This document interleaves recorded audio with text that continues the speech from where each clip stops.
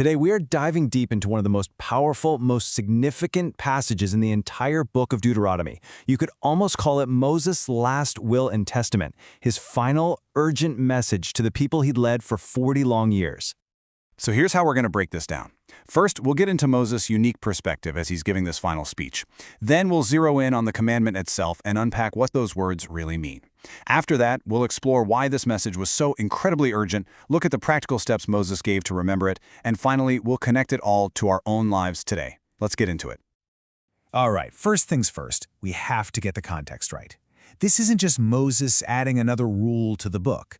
No, this is him passing down his ultimate inheritance, the single most valuable piece of wisdom he has to give. I mean, just think about that for a second. If you had to boil down everything you've ever learned in your entire life into one last piece of advice for the people you care about most, what would you say? That's the kind of weight we're dealing with here.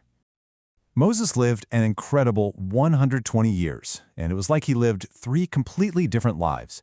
He had 40 years as a prince in Egypt, with all the power and luxury you can imagine. Then he spent 40 years as a humble shepherd out in the middle of nowhere, and finally 40 years leading the people of Israel through the wilderness. After all that experience, he distilled everything he knew down to one core truth. So what was that truth? What was the one thing he absolutely needed his people to carry with them more than anything else? Well, that brings us to the very heart of his message. This is it. After 120 years of incredible highs and devastating lows, of power and humility, Moses' final, ultimate conclusion was this command.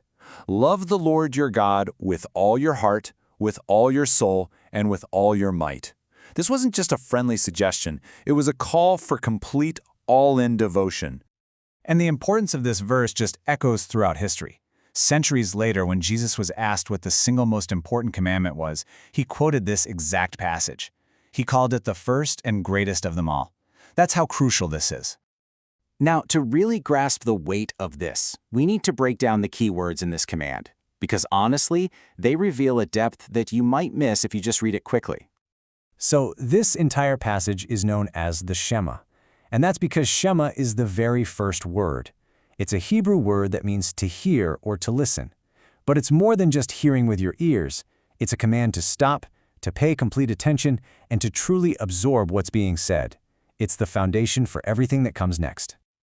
So, how are we supposed to love? Well, first, with all your heart. That means your entire inner world, your thoughts, your feelings, everything. Second, with all your soul. Now, the Hebrew word here is nephesh, which means your very life, your breath itself. It's a call to love God with your entire existence. And finally, with all your strength, meaning everything you have, all your abilities, all your resources, given to the point of overflowing.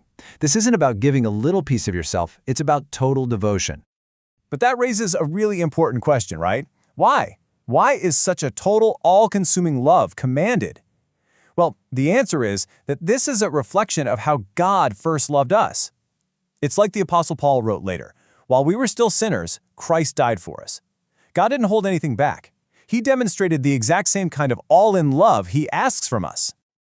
Okay, but to really feel the urgency in Moses' voice, we have to understand the people he was talking to, because they had a history. And to be blunt, it was a history of forgetting. Get this, the journey from Egypt to the Promised Land should have taken, at most, maybe a month. Instead, it took them 40 years. So what on earth happened? Here's what happened. When that first generation got to the border of the Promised Land, they sent in 12 spies. 10 of them came back with a report full of fear. They talked about giants and huge obstacles. Only 2, Joshua and Caleb, came back with a report of faith, focusing on God's promise. And the people, they chose fear. Because of their disbelief, that entire generation had to wander in the desert until they died. So now Moses is speaking to their children, and he is urgently, desperately trying to get this life or death message to stick this time. You know, Moses was smart. He knew human nature. He knew how easily we get distracted and forget even the most important things. So he didn't just give them a command. He gave them a whole system to make it absolutely unforgettable. He gave them these really tangible ways to weave this command into the very fabric of their daily lives. He told them to bind these words on their hands and on their foreheads, symbolizing that their actions and their thoughts should always be guided by this love. They would write them on their doorposts so they'd see them every single time they came in or went out. They were to drill them into their children and talk about them constantly, when they were sitting at home, walking down the road, when they went to bed, and when they got up. And the critical point here is that these were never supposed to be just empty rituals. They were designed to be practical, physical tools to keep this central command right at the front of their minds and in their hearts in every single moment of every single day. So all of this leads to a pretty big question for us, right here, right now. Because that command to remember is just as urgent today. But the things that make us forget, well, they look a little different. So I want you to just take an honest moment and ask yourself, what competes for that total devotion in your life? What is really vying for your heart, your soul, and your strength? I mean, think about it. The Israelites had heard God's voice from a mountain of fire, and yet in just 40 days of Moses being away, they forgot. They built a golden calf to worship.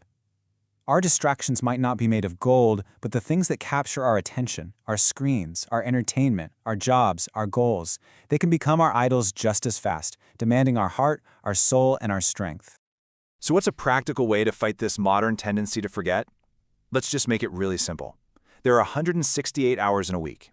What if we were to intentionally set aside just under 2% of our day? That comes out to about 24 minutes, to consciously turn our attention back to God and His Word. It's a small, tangible first step we can take to reorient our lives around what truly matters most.